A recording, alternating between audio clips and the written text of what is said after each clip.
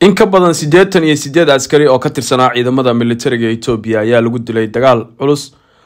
oo ka dhacay koonfurta Gondar iyadoo sidoo kale 10 kalena lagu dhaawacay. hadda waxaa ka dhex bilaabatay ciidamada militariga Ethiopia sidoo kale jabhadda Fano inaa xataa maxaabiis la qaban oo kii la qabto nolosha la dhaafiyo.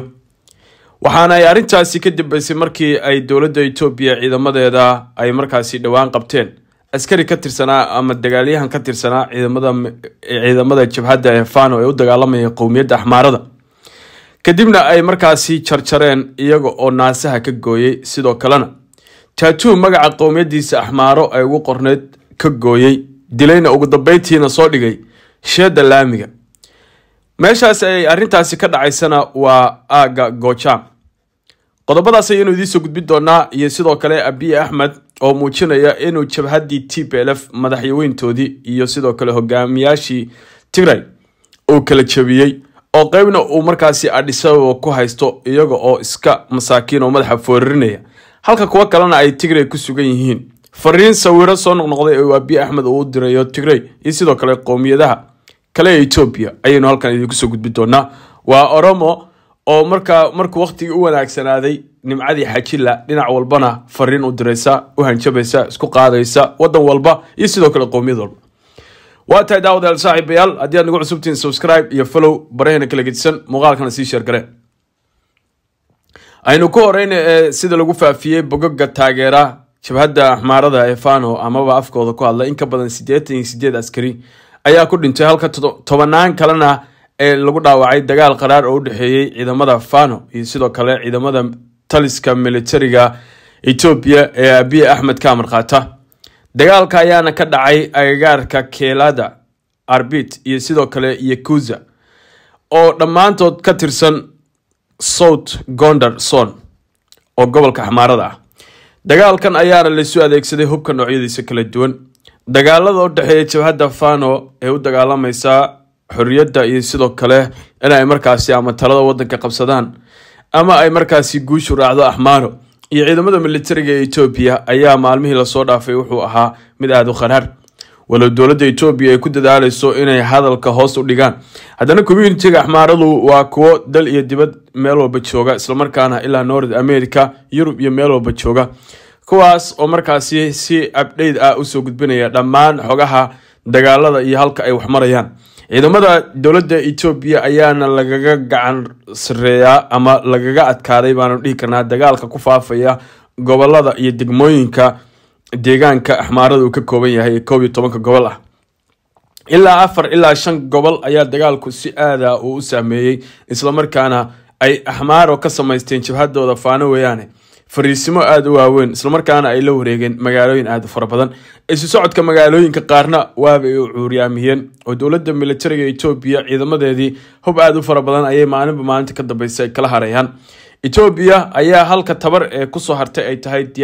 diyaarado droonooyin ah kuwaas oo wax walba oo dhaqaaqa isku dayay inay duqeeyaan kuwaas oo shacab badan oo ka tirsan shacabka Axmaarada ku laayay gobolkooda iyadoo markaasi Axmaaradu ay xasuuq iyo tacadiyo galmo oo joogta ay ku eedeynayaan ciidamada militariga ee Ethiopia ayna ka sameynayaan daraasado kala gedisan. sidoo kalena jabhadda Fano maxaabiis aad u fara badan ayay ka haysataa askarta Ethiopia. maxaabiista kuwii dhaawaca ahaa waa ay wareejisay oo waxay ku wareejisay hay'adda ICRC halka kuwii kalena ay gaashaan ahaan u isticmaalayso oo ayba markaasi hoolal ku arursadeen. maxaabiista ay qabteen ayaana u badan sida xogtu ay nagu soo gaarayso amaba ay Axmaaradu cadeynayaan qowmiyadda Oromada oo ah qowmiyadda uu ka soo jeedo Abiy Ahmed ninka talada wadankaasi hadda ku rafanaya isla markaana meel walba dabka ka shiday.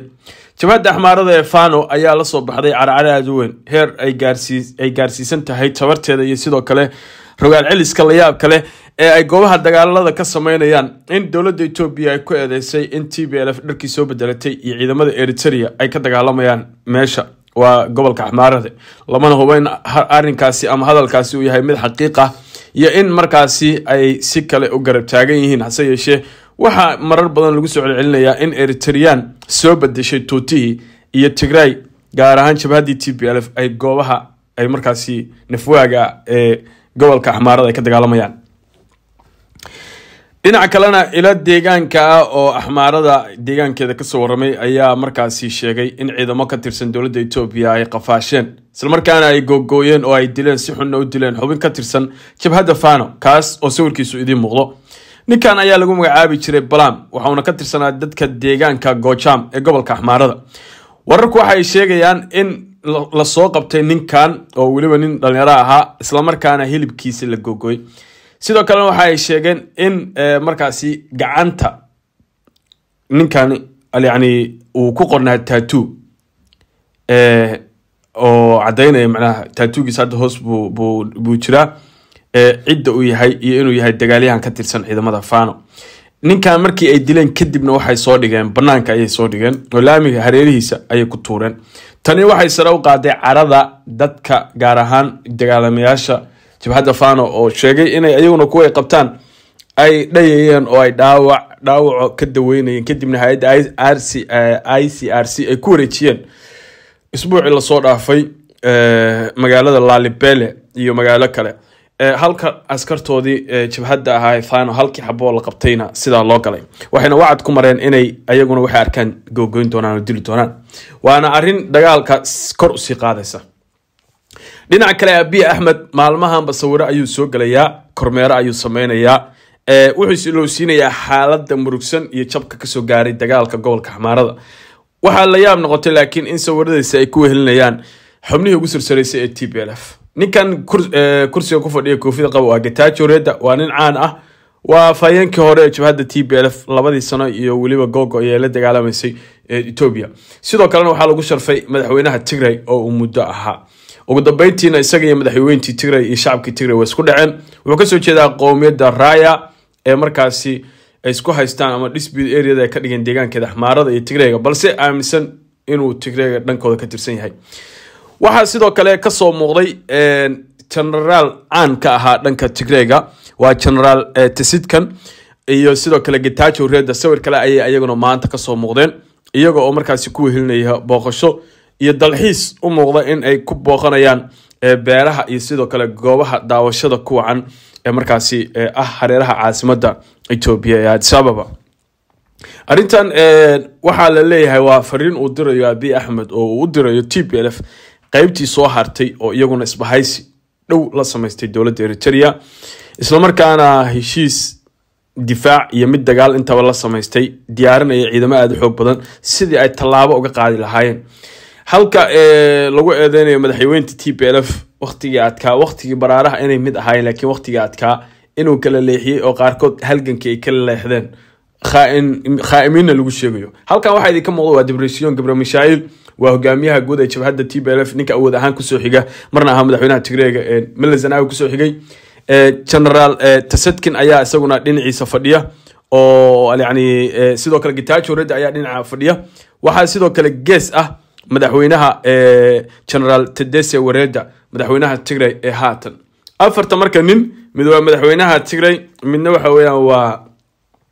jabhadda garabka soo hartay oo hadda Eritrea taxaalufka la sameysatay waa Debretsion Gebremichael halka general Tsidkan iyo sidoo kale Getachew Reda iyaguna ay yihiin hadda kuwa Abiy Ahmed saaxiib la ah oo halka weeraro uga qaada jabhadda TPLF ee hadda gobolka Tigrayga wali ku sugan kuwaas oo ay ku eedeynayaan inay cilaaqaad dhow leeyihiin Eritrea inay ka dagaalamayaan hatta gobolka Axmaarada waxyaabo badan Tsidkan dhawaan wareysi u bixiyay wax intaas oo eedeymood ayuu u soo jeediyay Abiy Ahmed markii isagu waa oran waxaana ka tirsanaa jiray ninkan sirdoonka Ethiopia marka inuu kala qaybiyay ayuu muujinaya oo waliba ku faanaya iyaguna ma fahansana ama waa fahansan waa iska dhatirayaan